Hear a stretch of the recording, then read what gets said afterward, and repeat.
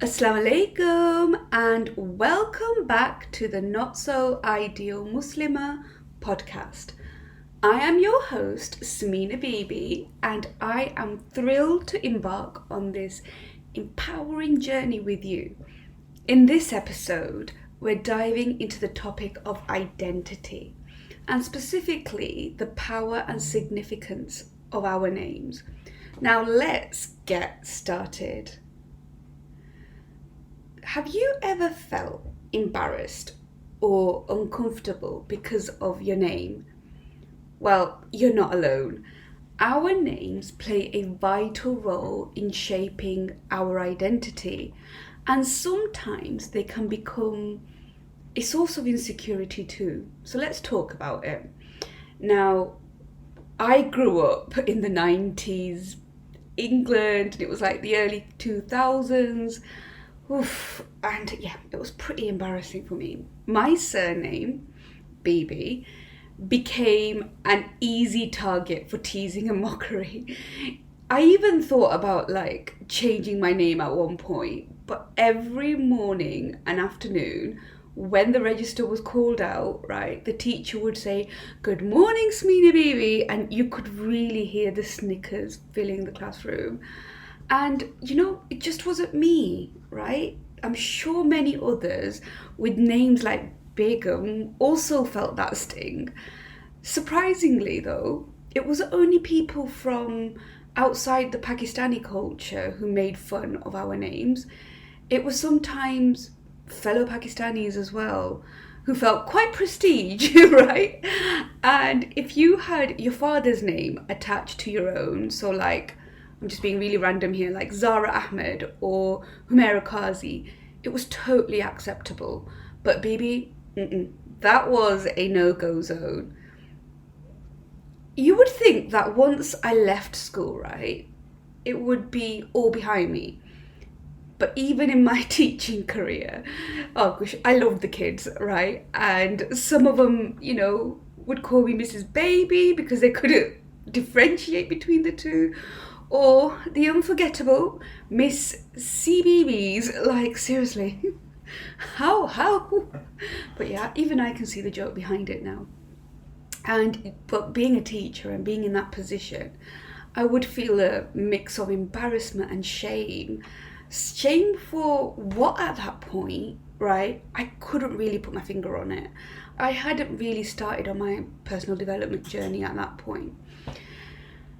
Now, I'm going to be really honest with you here, right? I struggled and I felt embarrassed. And it was when I was in my late 20s that that question popped up into my head. What does BB mean?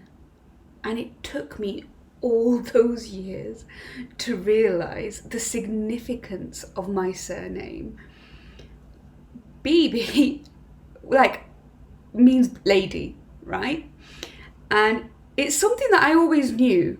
I always knew it meant that, but I didn't truly acknowledge it. My parents and their parents before them had given me the right as a woman to have my own name. I didn't belong to my father or my husband. I belonged to Allah. I belonged to myself, subhanAllah, right? When I stand in front of Allah on the Day of Judgment, it will be Samina, the daughter of so-and-so, but my surname is not attached to a male as such. Now, in my 30s, I own my surname, Bibi. I celebrate it. It took some getting used to say, "Assalamu alaikum, I'm your host, Samina Bibi." That was not always something I would have been confident enough doing. So, to all the Begums out there, to all the Bibis, and anyone who's ever felt embarrassed about their name, there is absolutely nothing to be ashamed of. In today's world, where identity is explored through race, religion, gender, and sexuality, it is more important than ever to be strong in our Muslim identity. Our faith provides us with a beautiful example through the Prophet Muhammad sallallahu alaihi wasallam.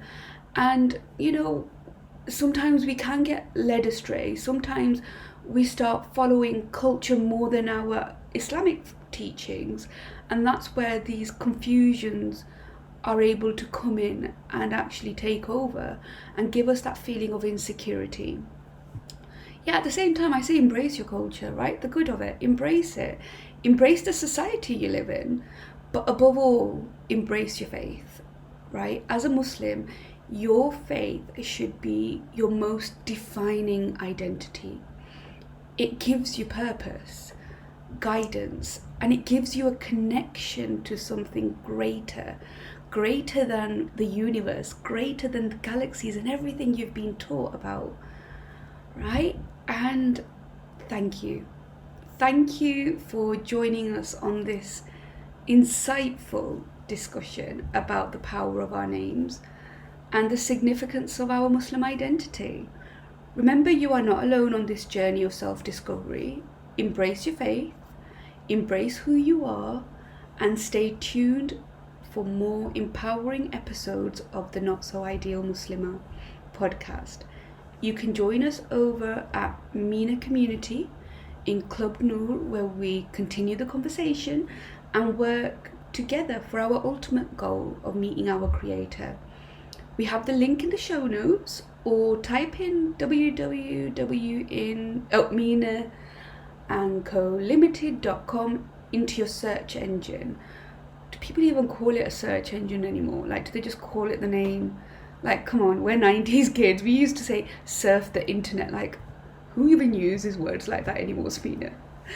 Right, Jazakallah so much for tuning in to this episode of the Not So Ideal Muslimah podcast. Don't forget to subscribe so you never miss another episode. And until next time, may your faith be strong, your heart be at peace, and your journey be filled with blessings. Fi Manallah. Assalamu alaikum.